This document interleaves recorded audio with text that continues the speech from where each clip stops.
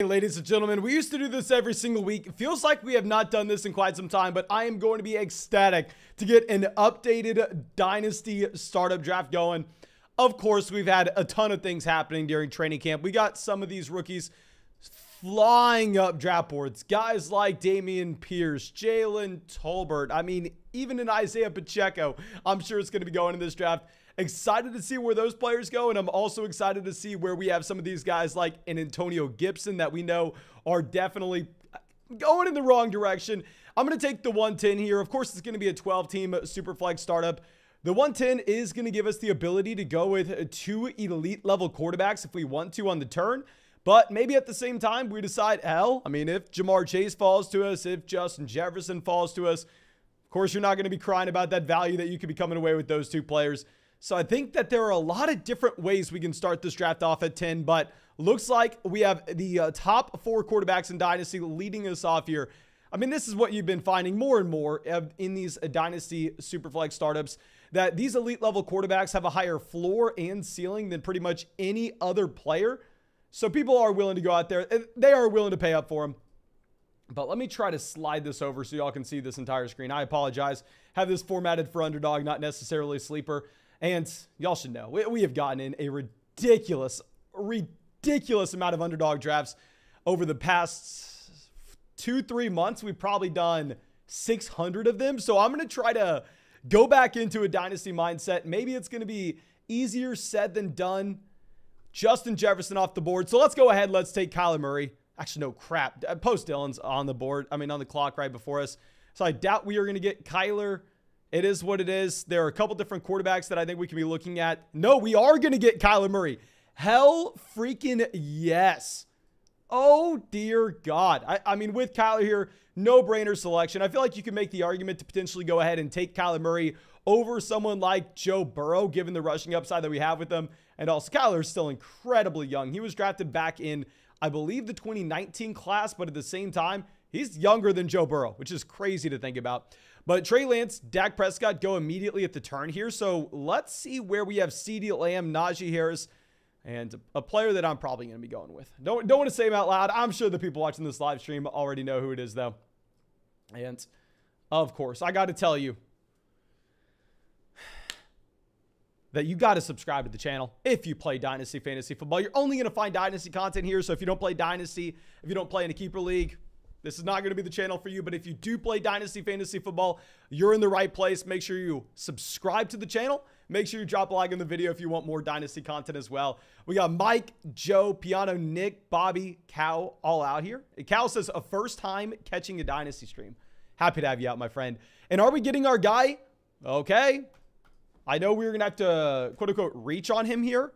He has a rank of 34, but no, like, Deshaun Watson is the screaming value at this point. I mean, if we go through, if we look at Deshaun Watson from a points per game basis every single season since he came into the league in 2017, Deshaun Watson has the same floor and ceiling historically to only Patrick Mahomes.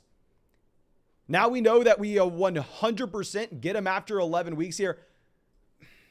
Deshaun Watson is someone that you have to take. If we did not have Kyler Murray falling to us, there would have been an outside chance that we would have taken Deshaun Watson at the end of the first. Like, it's a no-brainer selection. I mean, if we've been going out here and telling everybody to go trade for Deshaun Watson on the cheap this entire offseason in Dynasty, and now that we have the official news that he's only suspended 11 weeks, I mean, I would be such a hypocrite if we did not take Deshaun Watson here at the 203. After that, you have Stafford at the 204. Interesting. Dylan, post Dylan here drafting right next to us at pick 9. I will admit, he's probably a better Dynasty drafter than I am. Like, every time I'm in a Dynasty league with him, I am just shaking my head going, oh, dear God, why? Why does Dylan have to be in this draft with us? He is a very good player. But I'm not a fan of what he does here at the 1-2 turn at all. Trust me, I'm a big fan of Kyle Pitts in the tight end premium format. But knowing that you could have gone with Kyler Murray and Mark Andrews instead of Kyle Pitts and Matthew Stafford, I think Kyler's the pick of the 109, and I don't think you can argue one way or another. Okay, let's move this over. Javonte Williams goes at the 210 right before DeAndre Swift. Honestly, I'd probably go DeAndre Swift over Javonte in Dynasty. I think Swift's honestly probably a better talent as well. Bobcat says, do you like Dynasty or redraft better? I definitely like Dynasty better. I mean, okay. So I guess we have third round reversal on here. Forgot that we put that up. Who cares? It's going to be about the same. But I was not ready for this. Let's go through. Let's try to find our next guy. T. Higgins off of the 301. Higgins would have been someone we would have taken if he would have fallen. Okay, let's scroll this down. The issue is when we're drafting here on Sleeper compared to Underdog, like the Underdog ADP updates every 48 hours, and they just have so many more drafts that have real money attached to them that if you're drafting on Sleeper, like you actually have to scroll down. You actually have to look through this entire player list, and you can't rely that much on ADP. Whereas on Underdog, you could just look at the very top because that ADP is so efficient. And we're going to take Jalen Waddle here at the 303. No-brainer pick with Waddle. I think he makes sense for a contending team, makes sense for a rebuilding team. We were saying to sell him high earlier in the offseason, but that was when you had T. Higgins behind him, almost an entire round behind him in Dynasty startup drafts. Now you're getting Jalen Waddle at the 303. In my opinion, no-brainer selection. Let's get Jalen Waddle here, who just had a dominant rookie season and was a great prospect. But real quick, if you want to get in our next draft, y'all know we are streaming every single night on the main fantasy football channel. Real money drafts on Underdog. Go sign up for Underdog Fantasy. You can find the link in the live chat. Find it in the comment section. Find it in the description of the video. They're best ball drafts, so I've done over 600 of them because they don't take any time during the season. And when you go and sign up with promo code FLOCK, they're going to match your first deposit dollar for dollar up to $100. You are going to get our 2022 fantasy football rankings, our 2022 fantasy football draft guide, and our dynasty rankings, our dynasty rookie rankings. They match your deposit, so it's all essentially free for you. Go take advantage of that. Go use promo code FLOCK. $10 deposit. You get all that. Okay. So now we have Justin Fields, Trevor Lawrence off the board here in the middle of the third round. Let me look at the live chat. What is your read on the Trevor Lawrence situation? And are you taking him here at the 306? I kind of feel like you're almost in no man's land at this point of the draft, where you have some intriguing win now assets like in Austin Eckler here, but from a combination of win now value and long-term upside, I feel like there are not too many players that possess the combination of both, as we see with like a Jalen Waddle at the 303. And what I will say also is if we're looking at Christian McCaffrey at 202 compared to Austin Eckler at the 309, like in Dynasty Fantasy Football in particular, I feel like it's very difficult to go through and invest into Christian McCaffrey at this point.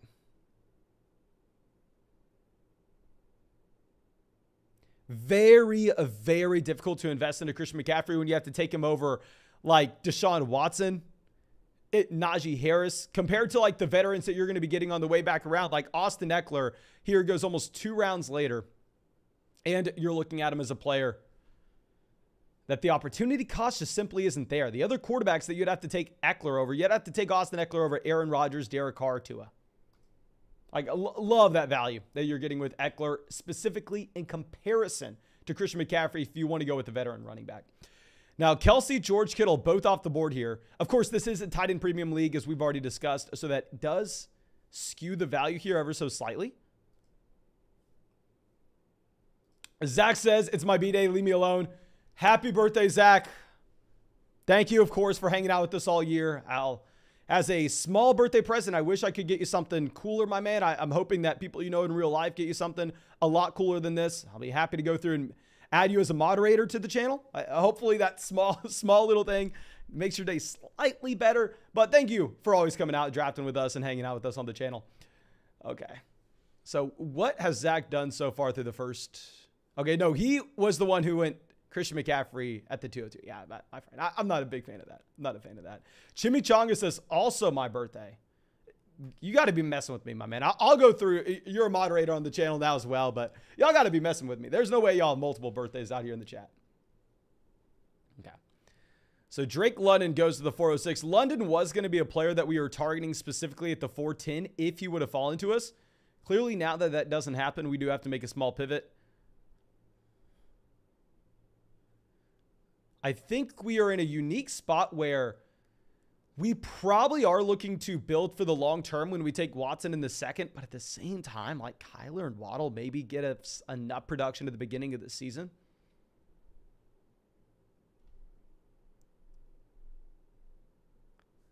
Deontay Johnson off the board with 407. Okay. I think that we'll be able to... I don't want to say too much here, but I think we'll be able to come away with a player that we like. Now, Mace Man on the clock. Let's see what he decides to do. Did he auto this? No, he didn't auto. He set a Q, so he does indeed go with Michael Pittman. Michael Pittman at this point is somewhat intriguing. Do we go ahead, just take Nick Chubb here? I mean, with Nick Chubb, he's not falling in the same line as a Derrick Henry, a Dalvin Cook that were drafted in 2016 and 2017. I guess he was drafted in 2018.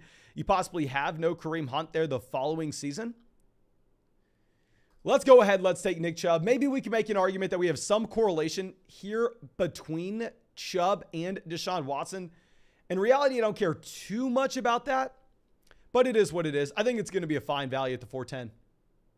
Now, Zach back on the clock. Let's see what he decides to do. So far, he has that San Francisco stack with Trey Lance, Deebo Samuel. He has the elite win now asset with Christian McCaffrey, but I feel like when you go CMC here, you kind of are forced to push your chips in the middle for this upcoming season. Yeah, so you go in Dalvin Cook. Does make a lot of sense with this build in particular. Now, Lucky 67 on the clock. So funny to see, like, obviously Sleeper's ADP, as we already discussed, doesn't update like Underdog like we're used to. I mean, here you have Antonio Gibson still pick 53. Like, Antonio Gibson at 53 ahead of some of these other names in Dynasty. It's pretty funny to see. So Jerry Jeudy, Kenneth Walker off the board here at the 4-5 turn. Let's see if Zach goes all in, 100% in on 2022 production with the selection of Derrick Henry here. I mean, if he would take Derrick Henry, I'd say he's probably the favorite to win this upcoming season. But then after this upcoming season, he is just dead in the water, has no long-term value to speak of. Let's see if he goes all in right now.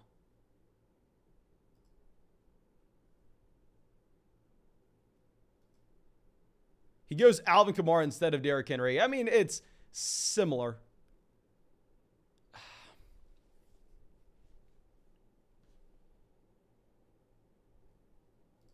Let's go ahead. Let's take J.K. Dobbins. Now that we have the reports that Gus Edwards is going to start on the PvP, I think with Dobbins here, he was an elite level prospect coming out of Ohio State, still incredibly young, running behind a great offensive line on a team that wants to run the ball over and over again. He was only drafted in 2020, so I think we do have that runway on his rookie contract as well.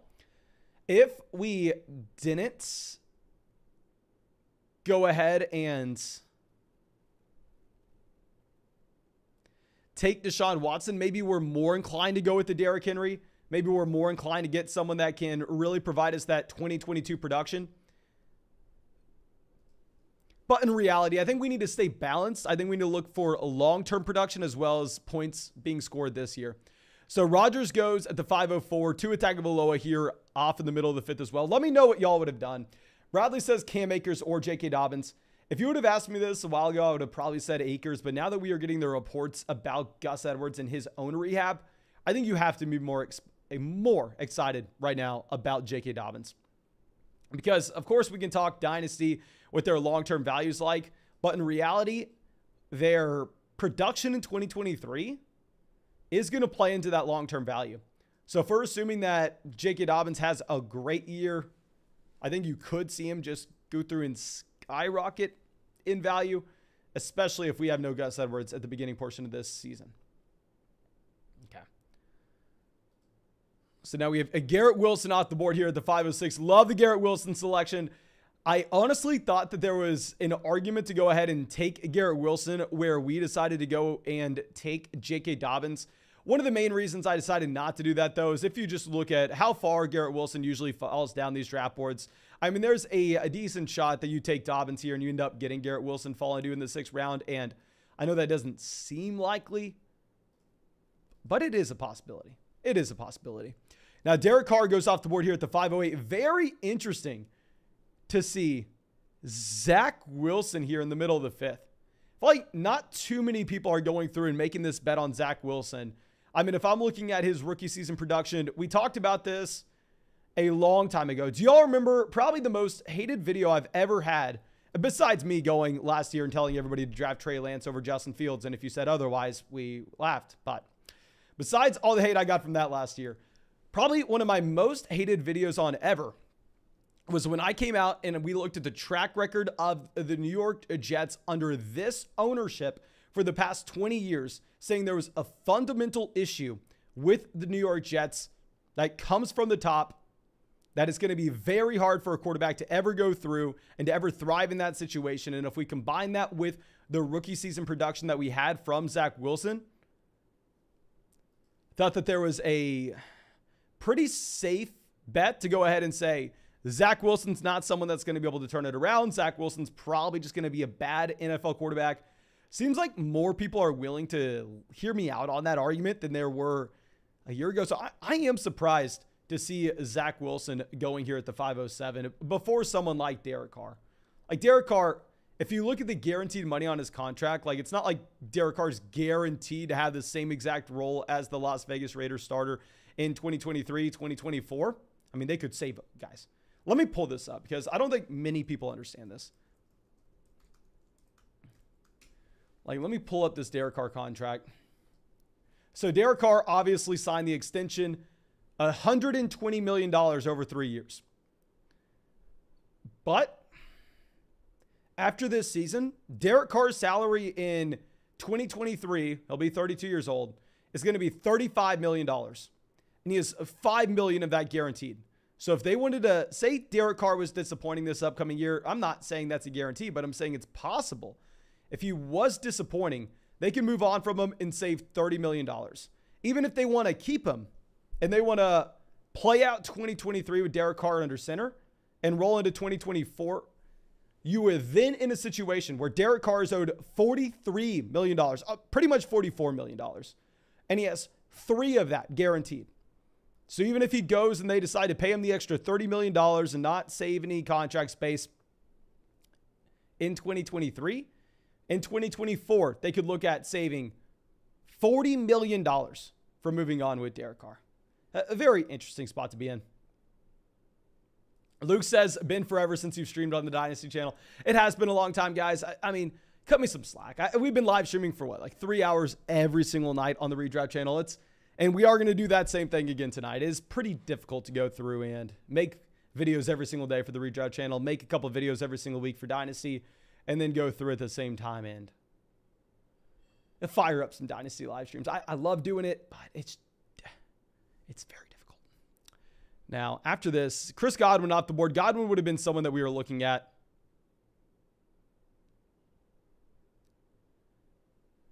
There are a lot of okay wide receivers in this range. There are about a tier of like 5 or 6 wide receivers that are all the same for me. So let's go ahead. Let's take Mac Jones at the 6'10". Now with Mac Jones, not a great option in fantasy, given the fact that this is someone that's going to present you absolutely no rushing upside at all. And of course, we need to understand that that's going to cap his ceiling. But still, I mean, he looked very good. His rookie season, he was by far and away the best rookie quarterback that there was. We are getting him at a discount due to the fact that he has no rushing upside. So let's go ahead. Let's take him at the 6'10". There are a lot of these wide receivers, including Elijah Moore, that I think are completely viable here, but we should get one of those guys on the way back around. Yeah, Rashad Bateman, also in that same build. Kirk Cousins off the board. So let's go through, and y'all spam the chat. Do you want a Jameson Williams or Amon-Ra St. Brown? Or even a Gabriel Davis or Darnell Mooney? Spam the chat what wide receiver you want. We put them at the bottom 4. Whatever y'all want, this is what we're going to go with. Zach says Elijah Moore and Bateman was a toss-up. He's telling us go Amon-Ra St. Brown. Yeah, I feel like all these wide receivers in this range are a toss-up, so it is what it is. Let's go ahead. Let's draft Amon-Ra St. Brown and pick 73. I think with St. Brown versus Jameson Williams, Jameson Williams is probably going to be a much better real-life receiver to provide the Detroit Lions value with what he can do with the speed, stretching NFL defenses. But from a fantasy football perspective, I'd imagine that you actually have Amon-Ra St. Brown just soaking up those targets underneath. So let's go Amon-Ra St. Brown in fantasy. And Awaz coming out says, we live. Yes, sir. Thank you so much, of course, for coming out and hanging out with us. Okay. So now Mike Williams off the board at picks here. This is very interesting to see Mike Williams, Leonard Fournette. I feel like Gabriel Davis, Darnell Mooney, and Jameson Williams are maybe the way to go in this range, but I don't want to say too much because there's an outside chance we end up getting them on the way back around. And how far do y'all think Antonio Gibson falls? Serious question here. How far do y'all think Antonio Gibson falls in this draft?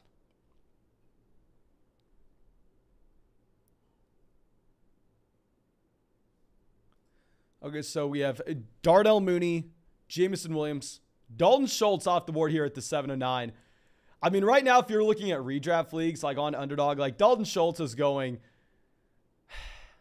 at a serious discount in Dynasty if we combine his age and the fact that, hell, he has some elite level expectations this upcoming season by redraft players.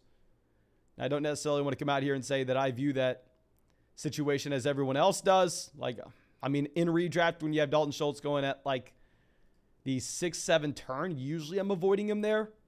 But in Dynasty, I think this is a very, very, very reasonable price point on Dalton Schultz. Okay, so Antonio Gibson off the board. Unsure if that was an auto draft. It may have been an auto pick here. Okay, Eric says he was going to go to the 9th. Ryan says Antonio Gibson fell to the 10th round of his startup. Yeah, so I'm going to assume that Joel here auto-drafted Antonio Gibson to the 7-12. Maybe he didn't. Maybe he's just an Antonio Gibson fan and is going to go through and take the discount where he can get him. I do not know. I do not know. And he goes James Cook at the 801. I like the James Cook pick here if you wanted to go running back. In reality, there's some wide receivers that I'd rather have, but it is what it is. How many running backs do we have? We have Chubb and Dobbins. I really like our roster so far. I think we've crushed this draft. Sky Moore off the board at the 803. Great pickup, Sky Moore. Yeah, David Montgomery's still available as well. Josh Jacobs available. Ezekiel Elliott, Elijah Mitchell, James Conner. Those are all the guys sitting at the very top of ADP. Brandon Ayuk off the board at the 804. I like the Ayuk pick as well. I'm sure that Zach was hoping that he got Ayuk on the way back around at the 811. And this goes back to what we were talking about earlier. I mean, Sleeper is not like Underdog. You don't have this ADP updated every 48 hours. So I think we need to go through. We need to continue to scroll down, look for some values that may not just be at the very top of ADP. I think we just found a guy that we want. There are two players that I want. I don't want to say too much. I'm assuming Dylan's going to go through and snipe us on one of them. Gabriel Davis, 807. Great value on Gabriel Davis. Like, I talk a lot about Gabriel Davis being overvalued in a redraft whenever you have to take him the 4th round of a redraft league. But here, getting him in the 8th round of a Dynasty league is an absolute no-brainer. Great pick on Gabriel Davis. Now, Mace Man on the clock. He was gone with... I don't want to say a Tampa stack, but back-to-back Tampa Bay Buccaneers picks. Okay, Christian Watson off the board. So we are going to go ahead. We are going to reach according to ADP. In reality, I don't think it's a reach. We're going to take George Pickens here at the 810. With Pickens, we've always said wide range of outcomes, a much lower floor than what you had with guys like Chris Olave, Drake London, Garrett Wilson, Treylon Burks. In my opinion, the top-level prospects in this year's class. But we saw the elite traits that he had with his profile, so I think it was a wide range of outcomes. I don't think you could have drafted him over those elite level options, but here at this point, he's going to be a completely fair pick. Okay, so let's move this down a little bit.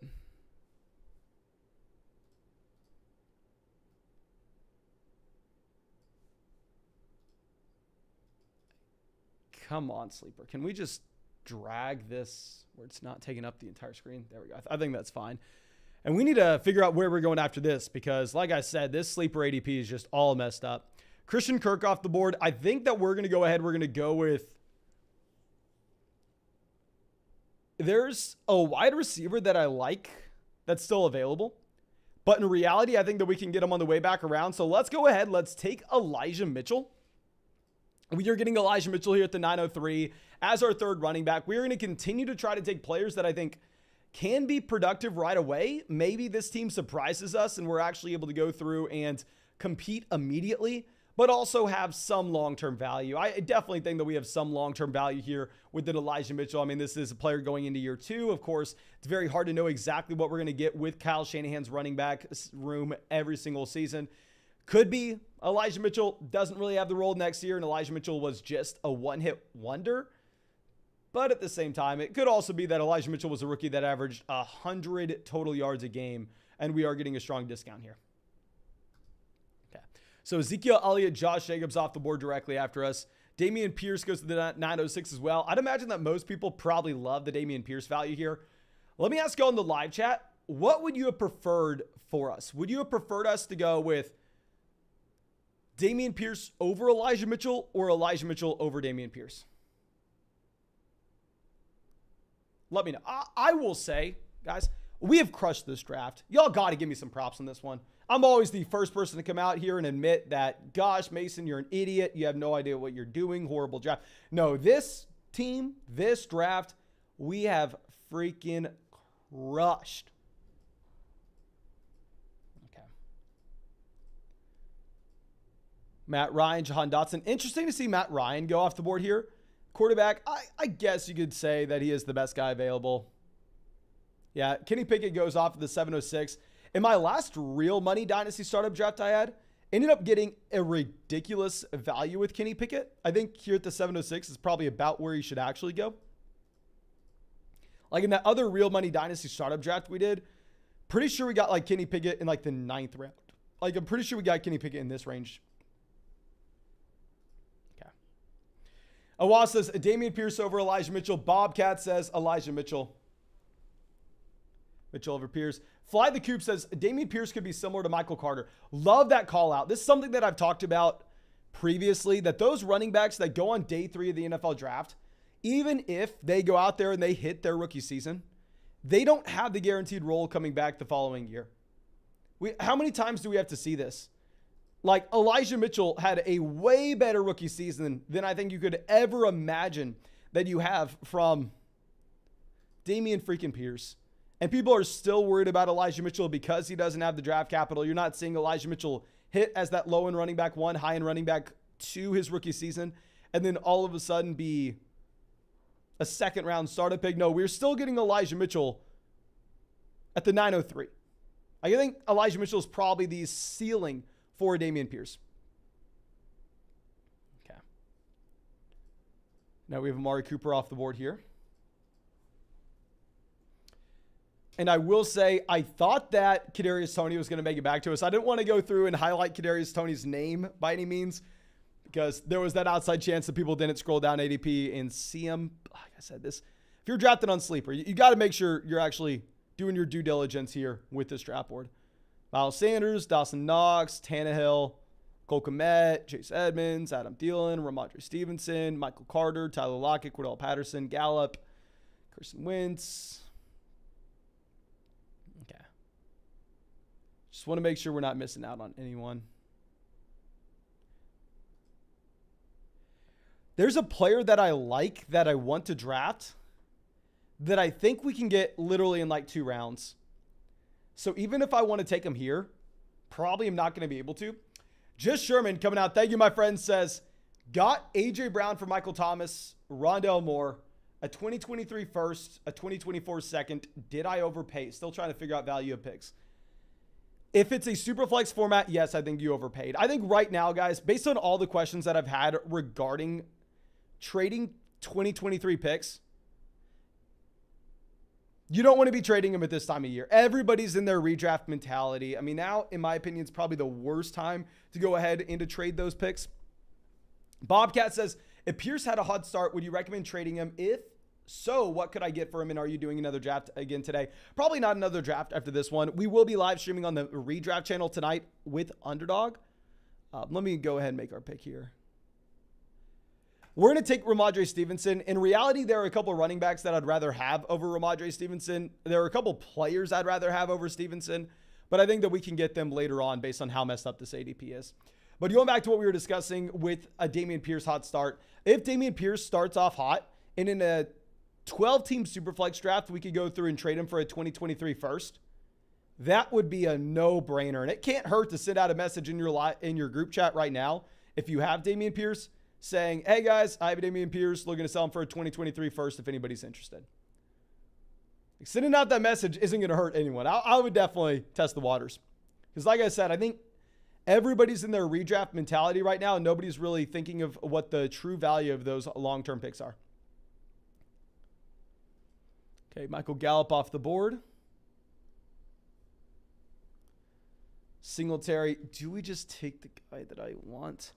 I'm going to take the guy that I want. I'm not going to roll the dice that he makes it back to us. I know this is going to be very early, and a lot of people are going to hate this. You know what? Actually, he's so low, we're not going to. He's so low, we're not going to. In a tight end premium format, let's just go ahead and take Dawson Knox here. I think when we take Dawson Knox, we are going to be getting just an overall value with his dynasty trade value in a tight end premium format. Like, I think we could go through, we could flip Dawson Knox for a much higher price tag. Like right now, if you're looking at redraft leagues, Dawson Knox is going like 30, 40 picks before Pat Frymuth on Underdog, which, trust me, guys, I don't agree with. I don't think it should be that way. But from a dynasty perspective in this format, let's take him. And the guy that I want, the guy that I'm going to draft, is still probably going to be available in the 12th round. Okay. Lockett off the board at the 11:04. Tannehill goes at the 11:05.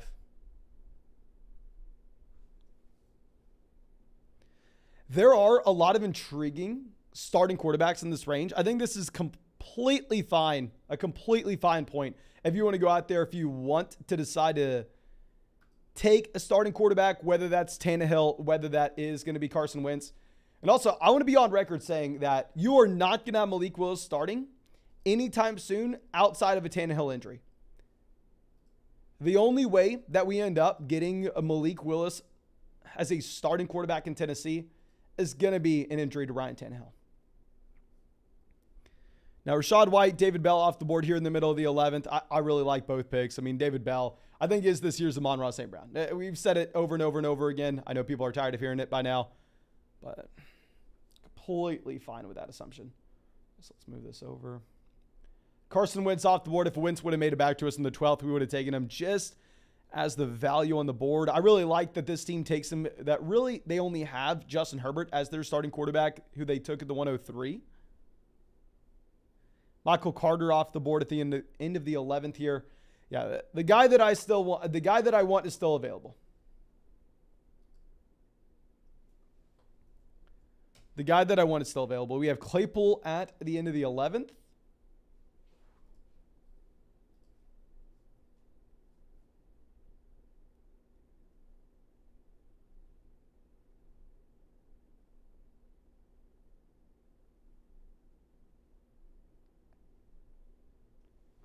Dear God, I just got sent the Bengals and Rams practice fight.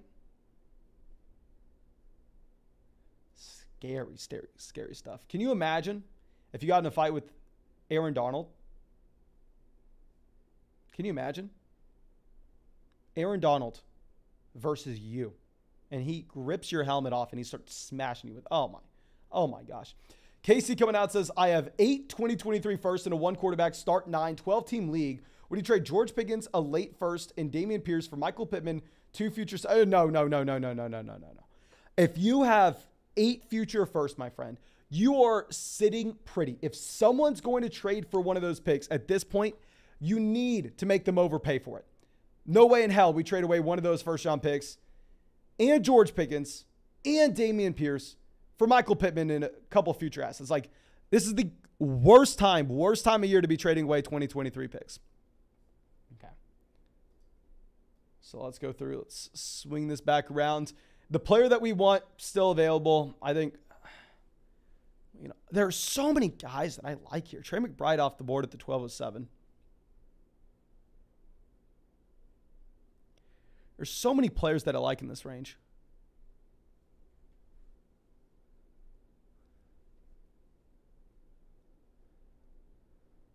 Yeah, so we're actually not going to take the player that's probably been my best available for a while now, just because I think we can get him on the way back around in the 13th. And there are a couple guys here at the very top end that won't be. Irv Smith Jr. off the board, and Dylan does snipe us on Calvin Ridley. Calvin Ridley was going to be the guy we tried to get in the 13th round. Now, I think we just go ahead. We take Daniel Jones. We grab one of those starting quarterbacks. I think Daniel Jones does have some rushing upside for the New York Giants. There is the outside chance that Brian Daboll is able to turn this situation around in New York. So let's go ahead. Let's take Daniel Jones. And there's still a couple intriguing players that I think we can get on the way back around. Great pick on Ridley. Like, I know I'm the only person on the planet doing it, but I'm completely fine going out there and buying low on Calvin Ridley when he's going behind players like Alec Pierce. Like, remember, before last season, Calvin Ridley was a first-round redraft pick. He was drafted in the same draft class as freaking DJ Moore. Now, Zach Ertz off the board with Russell Gage. There's a player that I usually don't even draft. Usually, I hate drafting, but I think we may take him. See what Zach decides to do.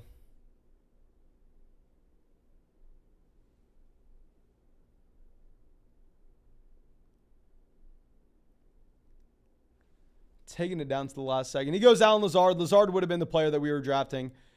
I know we're boring. Obviously, we have 4 quarterbacks, so like, why the hell are we going to take another one? In reality, I just think if you play out a regular 12-team Dynasty Super Flex League season, I'm going to draft how it would be. And I think that Jared Goff would be able to get us a decent price point in trade. I think that there's an outside chance that he bounces around and just lands a different starting job every once in a while from different NFL teams. So let's take Goff and Daniel Jones here at the turn. Obviously, we do not need quarterbacks when we have Kyler, Deshaun Watson, and Mac Jones. And if there were going to be any of these quarterback selections that we would regret, it probably would be the Mac Jones pick at the 6-10 if we would have known that we were getting Daniel Jones and Jared Goff at the 12-13 turn in a super flex format. But let me know what you are thinking of this. I just think that, hell, if it's a 12-team super flex league, knowing what we'll be able to eventually trade Daniel Jones or Jared Goff for during the season, it's going to be better than Tyler Boyd. It's going to be better than Rondell Moore. And Alex says, Mason, I think I've had a pretty sharp draft so far. Okay, Alex, let's see. What is your name on Sleeper? Let me know what your name is on Sleeper, Alex, and I'd be happy to go through. I'd be happy to check that out for you. Try to zoom this down. I don't think anybody needs to see my face. Alexander Madison off the board here at the middle of the 13th. Wan'Dale Robinson goes to the 1308. I'd imagine that there are probably going to be some people telling me to go through and just take Wan'Dale Robinson instead of Jared Goff here at the beginning of the 13th round to get that stack with Daniel Jones and at the same time have that player that can increase his dynasty value over the next 12 months. But still. Fly the Coop says, crazy how late Amari Cooper went. Where did Amari go? Amari Cooper, 1004. He goes behind Kadarius Toney, Renfro. Be honest with you, my man, I don't think that this is crazy late for Amari Cooper. I mean, Amari Cooper was drafted back in 2015. I know he was drafted at 20 years old, so he's not that old, but 28. On Underdog, like in redraft leagues, he's being valued as a low-end wide receiver 3. Like, it probably would have drafted Amari if he would have fallen to us over Ramondre Stevenson, but I don't know.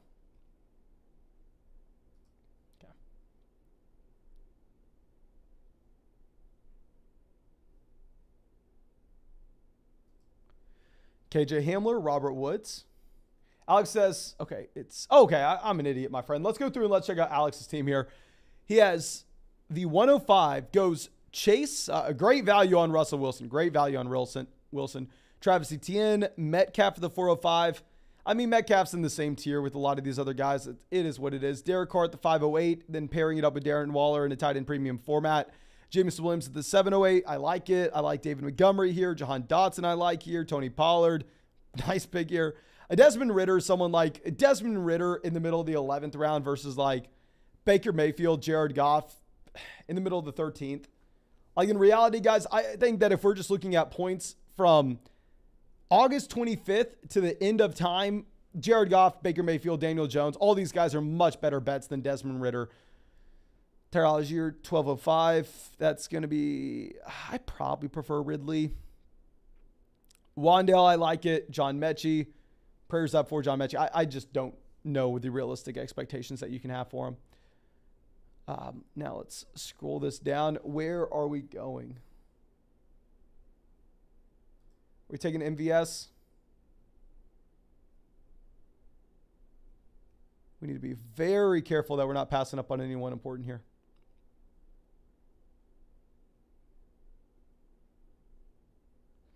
Yeah, I think we go Marquez Valdes-Scantling.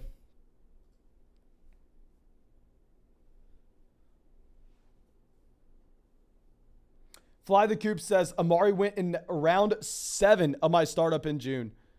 Okay, that is pretty damn surprising. Amari Cooper in the 7th. I mean, if we're looking at players that are going in the 7th round, I guess back in June, there was the uncertainty that maybe you had Watson playing the entire year, and if Watson were to play the entire season, then all of a sudden you're in a great situation with Amari Cooper. But now that we know you're missing 11 weeks, it is going to be more difficult. Okay, Darrell Henderson, Herbert, Joshua Palmer. I like the Joshua Palmer pick, if I'm going to be honest. Let's swing this back around. We have a very balanced team. I don't necessarily think that this team needs anything. Okay, we have 20 seconds on the clock. Let's go. Maybe we go Njoku. Let's just scroll through, make sure we're not missing anyone. Yeah, I think we're going to go ahead and take David Njoku here. We only have Dawson Knox at tight end. In reality, it's Dynasty. I don't really care too much about what we actually need on the roster. I'm just trying to take values. And if we're looking at David Njoku, he does correlate with the Cleveland Browns offense bet we've already made. When we went through, we drafted Deshaun Watson there in the second round. We also have gone through and drafted Nick Chubb. So we are making that concentrated bet on the Cleveland Browns offense. To go along with this, you're looking at a tight end that gets a very nice contract extension this offseason. He was an elite level prospect in that 2017 draft class. And if we're going to be assuming that tight ends don't break out until they're a little bit older, I think it makes a lot of sense to just go ahead and take David Njoku at this point. But let me show off this entire board. Isaiah Pacheco finally goes at the 1506. Isaiah Pacheco, probably someone we should have drafted over David Njoku if we're just looking at raw dynasty value.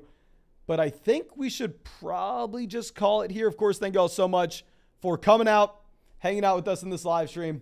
I will be streaming tonight, as we always do, every single night on the Redraft channel. Make sure drop a like on this if y'all want more Dynasty content. Subscribe to the channel if you play Dynasty Fantasy Football. And if you want to get in a draft with us tonight, tomorrow night, the next night, the next night, we literally draft every single night. I haven't taken a night off. Won't take a night off for like the next 200. Go sign up for Underdog. Link in the description. Link in the live chat. Link in the comment section. Use promo code FLOCK. We'll get our Dynasty rankings, our Dynasty rookie rankings, our 2022 rankings, our 2022 Fantasy Football Draft Guide. But thank you again. I appreciate all of y'all so much. And I hope we get to see you out with the stream tonight.